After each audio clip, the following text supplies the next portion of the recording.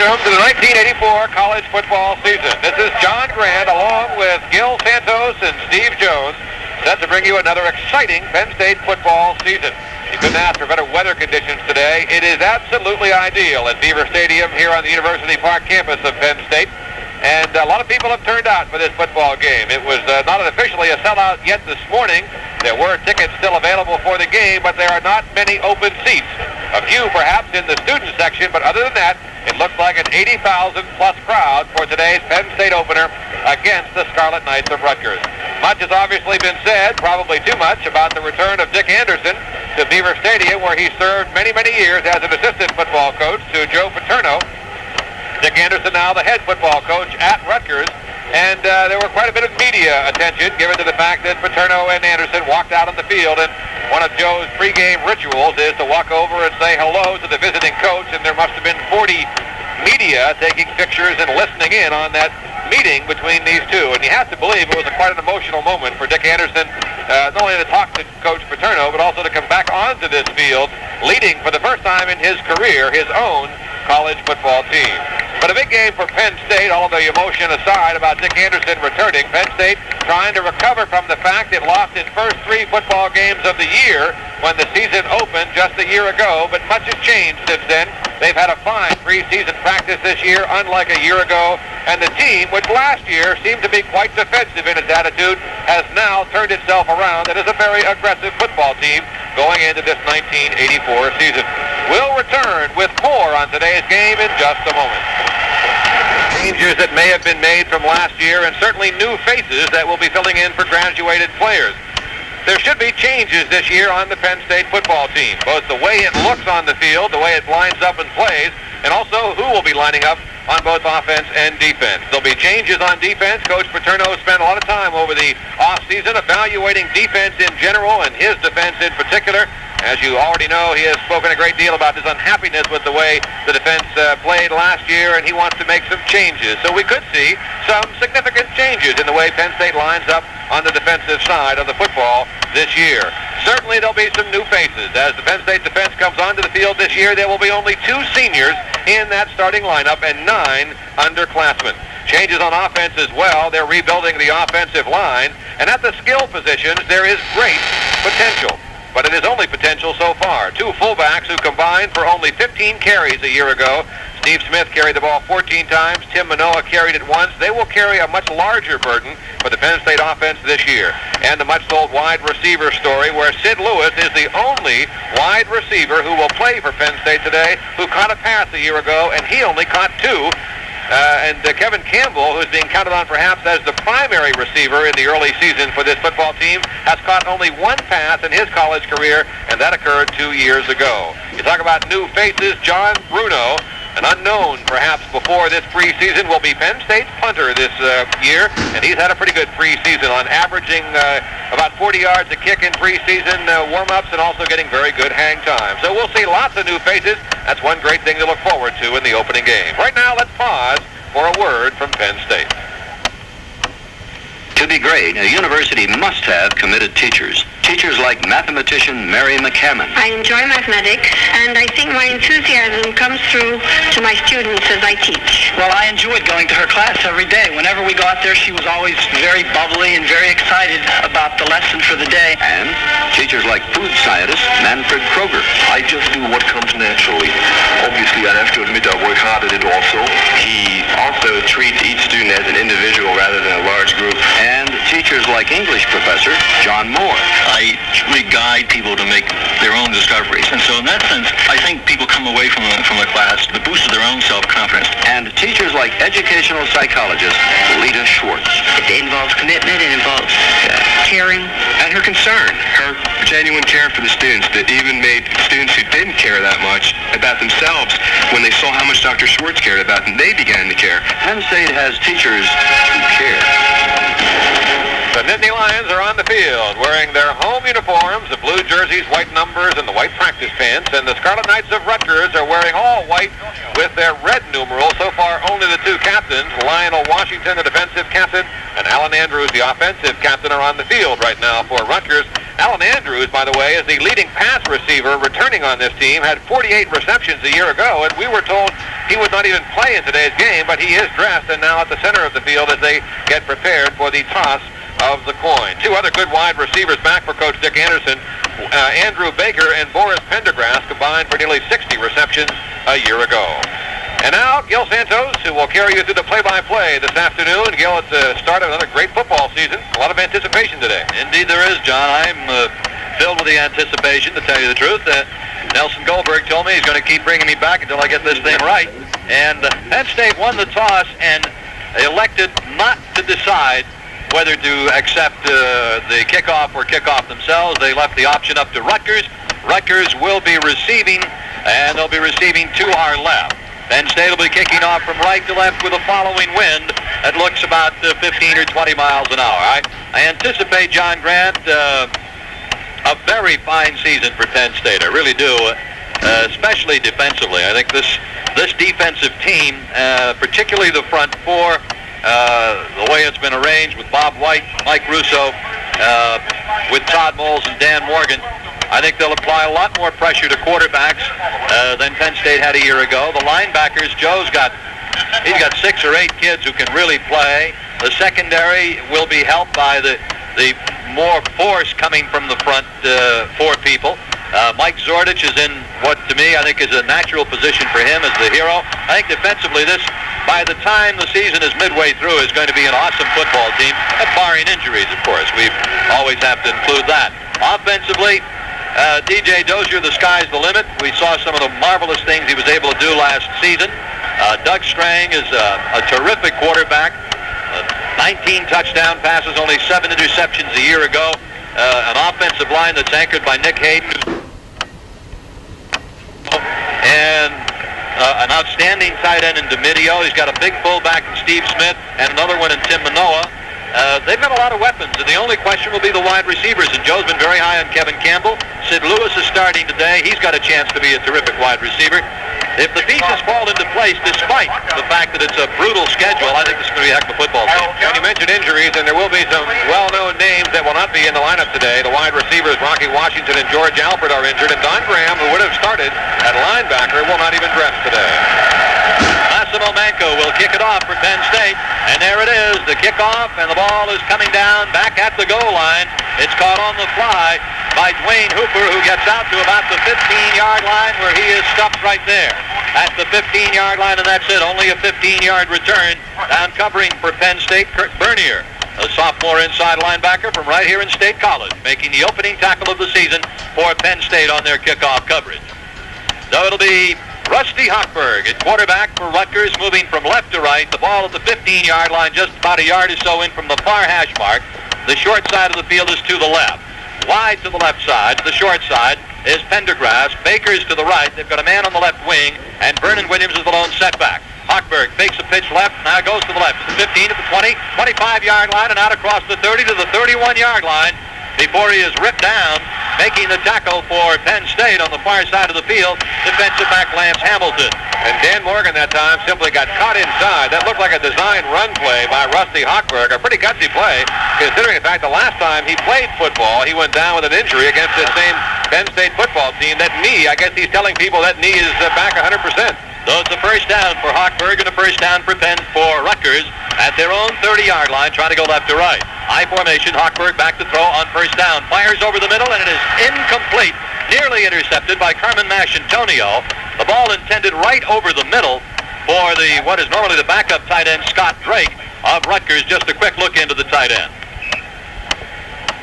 Hochberg last year, before he went down with the injury, had been riddling the Penn State secondary. He was having quite a football game, completed 19 of 34 passes for nearly 400 yards before being injured in the third quarter. He missed the rest of the Rutgers season. Hooper's the fullback, Williams the tailback in the eye. Slot right formation with Baker wide to the right, Pendergrass in the slot. Tight end Scott Drake is left, 2nd and 10 for Rutgers. The pitch out comes to the left side, and sweeping across the 35 to the 38-yard line goes Hooper. Over to make the stop is Carmen Maschantonio for Penn State, and he got help from the sophomore defensive lineman Mike Russo, who is a 6'1", 258-pounder. That's one thing we've got to talk about, John, the tremendous size of that Penn State defensive front. Also the fact that Joe Paterno in recent days has begun to classify Todd Moles as perhaps one of the great potentially great defensive lineman in Penn State history. He's mentioning his name in the same sentence with people like Matt Millen and Bruce Clark. So Moles could be a dominating defensive lineman. The first big third down play of the season. 3rd and 2 for Rutgers. Hochberg rolling right, fires right. It is complete on the near sideline. And down and out of bounds at the 46-yard line for Rutgers goes Andrew Baker with a first down for the Scarlet Knights of Rutgers. A well-thrown pass, a well-run play. Hochberg throwing on the run, rolling to the near side, and completing to Baker on the sideline. Baker, a fine receiver. Also checking that Penn State defense, Chris Sidnor is not starting at one cornerback for Penn State. He'd been injured much of the preseason, came on the past week, but Duffy Cobbs gets the start at corner for Penn State. It's 1st and 10. Rutgers at their own 46-yard line. Ball on the near hash mark. On the right wing is Hooper. The lone setback is Williams. The pitch out comes to Williams. Turning it left, slips and falls down. And as he starts to fall, he is brought down at the same time by Shane Conlon of Penn State over to make the tackle. Don Graham, not playing today, who is an outstanding young Penn State linebacker. Only a sophomore, is going to be a terrific, he's a junior. Going to be a heck of a football player. Unable to play today. Conlon making the tackle there and holding Williams to no gain at all. It'll be 2nd down and 10 yards to go for Rutgers. They break the huddle, sending Pendergrass to the left side and Baker to the near side. The backs are in a split this time. First time they've shown us that. Drake tight end right. Back to throw Hochberg. Fires over the middle. It is complete to Drake across midfield and hauled down at the 45-yard line by Rogers Alexander along with Mike Zordich helping out on Scott Drake, 6'1", 215-pound sophomore tight end from Park Ridge, New Jersey. Hochberg completing the pass for about 9 yards. It'll be 3rd and a little bit better than a yard to go for Rutgers at the Penn State 45-yard line, just shy of the 45. Drake did a good job that time, going down about 12 yards and coming back 3 yards to get the football. Just was inside of Alexander, who could not defend against it. It is Pendergrass in the slot and Baker wide to the left side, the open side of the field for Rutgers. I formation. Pitch out comes to Williams to the right. He is starched at the 45-yard line.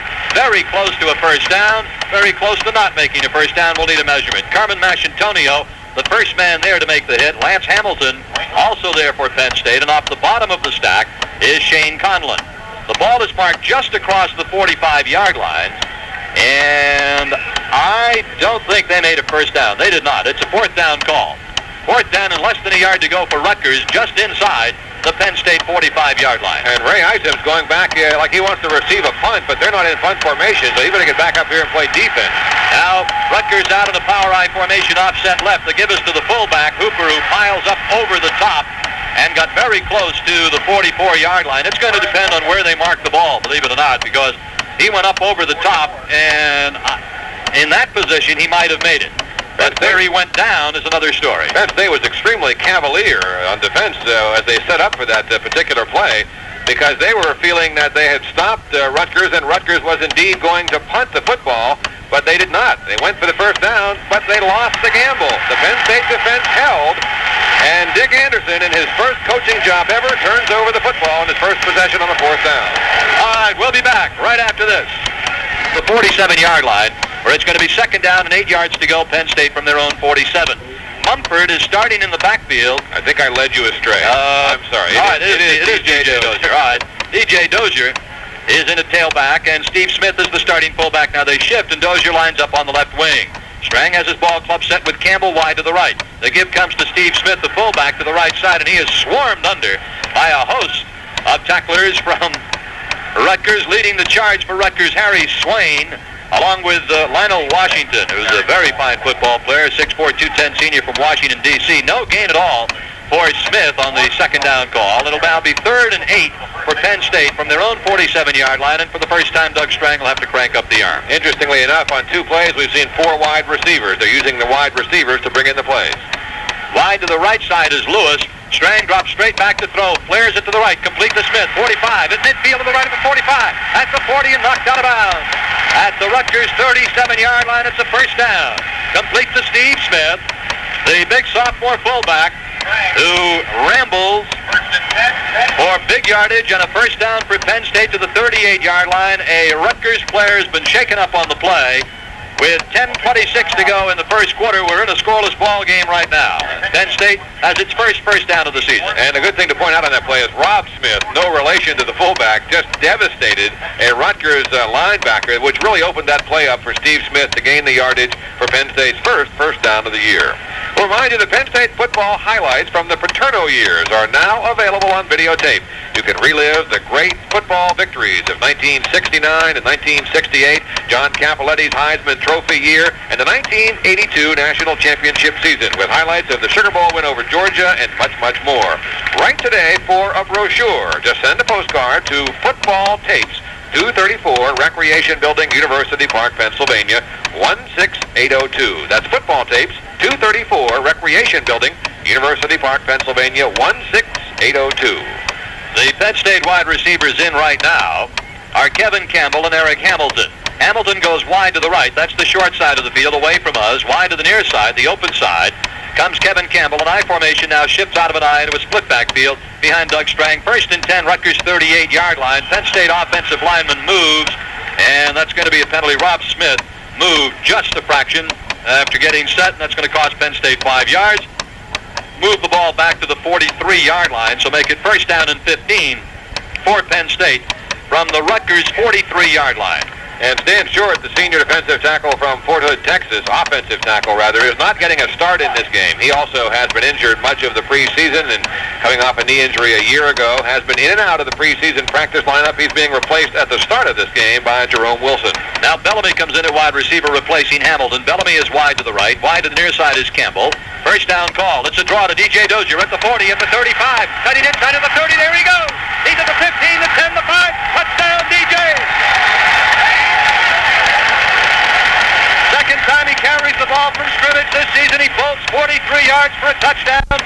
And the young man ran that one just the way he was running it early last year. Remember we were talking about he looked a little leg weary at the end of the season. Right. Let me tell you, boys and girls, he looked far from leg weary on that one. Well, one of the unspoken questions coming into this season was which DJ Dozier would you have? The one who ran so well in the first 6 or 7 games or the one toward the end of the season? If that's any indication, this is the early DJ Dozier who's back this year. Vintage. Extra point attempt. Gansitano knocks it through. Teams come back upfield. 10-17 to go in the first quarter. With the score, Penn State 7, Rutgers nothing. We'll take a short break.